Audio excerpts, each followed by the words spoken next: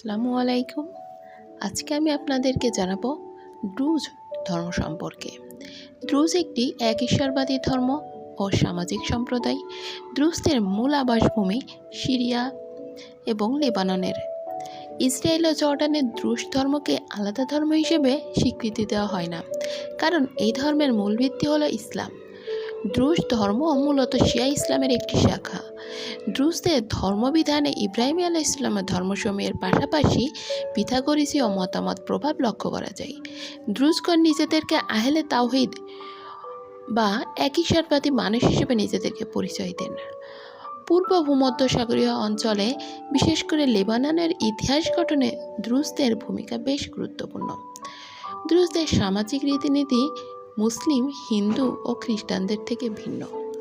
বর্তমানে পৃথিবীতে 10 লক্ষের মতো দ্রুজ ধর্মের লোক রয়েছেন। দ্রুজ ধর্মগ্রন্থের নাম রাসাইল আল হিকাম। দ্রুজরা নিজেদেরকে পাহাড়চারী এক ঈশ্বরবাদী জাতীয় পরমাত্মায় বিশ্বাস করেন। লেবানন ও সিরিয়াতে দ্রুজগণ আলাদা ধর্মীয় সম্প্রদায়ের মানুষ হিসেবে স্বীকৃত। দেশের প্রতি দ্রুজদের আনুগত্য এবং ভালোবাসা প্রবল। নিজ সম্প্রদায়ের প্রতি দ্রুজগণ খুবই সহমর্মী। দেশে বিদেশে যেখানেই হোক, দ্রুজগণ একে অন্যের প্রতি একাগ্রতা ঘোষণা করে। দ্রুজদের ক্ষমতার ইতিহাস আছে। 1967 সালের 6 দিনের যুদ্ধের সময় দখলদার বাহিনী সিরিয়ার গোলান মালভূমি দখল করে নেয়। বর্তমানে সেখানে প্রায় 20,000 দ্রুজ বসবাস করে। তাদের অধিকাংশই নিজেদেরকে সিরীয় হিসেবে পরিচয় দিতে গর্ববোধ করেন। দীর্ঘদিন ধরে নিপীড়নের শিকার হওয়ায় তারা বাইরের ধর্মাবলম্বীদের সাথে বিবাহ বন্ধনে আবদ্ধ সম্পূর্ণ নিষিদ্ধ করেছেন এবং ধর্মান্তরের পথ বন্ধ করে দেন। দ্রুজরা বর্তমানে জটিল রাজনৈতিক এবং সামরিক খেলায় আটকা পড়েছে। এরা কি সত্যিই মধ্যপ্রাচ্যের অন্যতম সংখ্যালঘু দ্রুজদের রক্ষা করতে চায়, নাকি এই সহানুভূতির আড়ালে লুকিয়ে আছে গোষ্ঠীটির বৃহত্তম ভূদখলের নীরব কৌশল? গত সপ্তাহে দ্রুজ মিলিশিয়া এবং বেদুইন উপজাতিদের মধ্যে রক্তক্ষয়ী সংঘর্ষে প্রাণ হারান অন্তত 30 জন। পরিস্থিতি নিয়ন্ত্রণে আনতে সিরিয়া সরকার সেনা পাঠালে সেখানে পাল্টা সংঘর্ষে আরও 18 সেনা সদস্য নিহত হন। দখলদার বাহিনী এই ঘটনার পর সিরিয়ার সরকারি বাহিনীর বিরুদ্ধে ভয়াবহ বিমান হামলা চালায় এবং যুক্তি দেখান দ্রুজদের সুরক্ষার্থে এই পদক্ষেপ নিয়েছেন। এদিকে সিরিয়ার পররাষ্ট্র মন্ত্রণালয় এই আক্রমণকে সার্বভৌমত্ব লঙ্ঘনের জঘন্য নজির হিসেবে বর্ণনা করেছেন। ইসরায়েলি সরকার দ্রুজদের সঙ্গে তাদের ঐতিহাসিক সম্পর্ক এবং রাষ্ট্রের ভিতরে বসবাসকারী প্রায় 1,30,000 দ্রুজ নাগরিকদের কথা বলে এই হামলার ন্যায্যতা দেওয়ার চেষ্টা করেছে। তবে বিশ্লেষকদের মতে এটি ইসরায়েলের একটি কৌশলগত হামলা, যার মূল লক্ষ্য হল সিরিয়ার দক্ষিণাঞ্চলে এক প্রকার বাফার জোন তৈরি করা, যা ভবিষ্যতে দখলদার বাহিনীর আগ্রাসনের টার্গেট হতে পারে।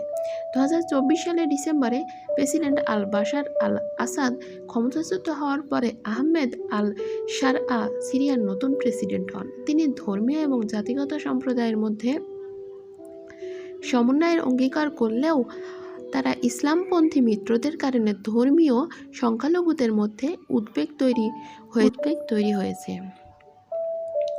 2025 সালে মার্চ মাসে লাতাকিয়া অঞ্চলে আলাউই সম্প্রদায়ের উভয় সরকারি বাহিনীর দমন পীড়নে শত শত মানুষ নিহত হন। তার পরের মাসে এপ্রিলেও সরকারপন্থী বাহিনী ও দ্রুজ মিলিশিয়াদের সংঘর্ষে শতাধিক প্রাণহানি ঘটে।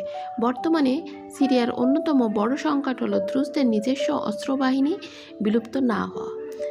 প্রেসিডেন্ট জাতীয় সেনাবাহিনীর অধীনে সব মিলিশিয়াকে একীভূত করতে চাইলেও দ্রুজ সম্প্রদায় তা মানতে নারাজ।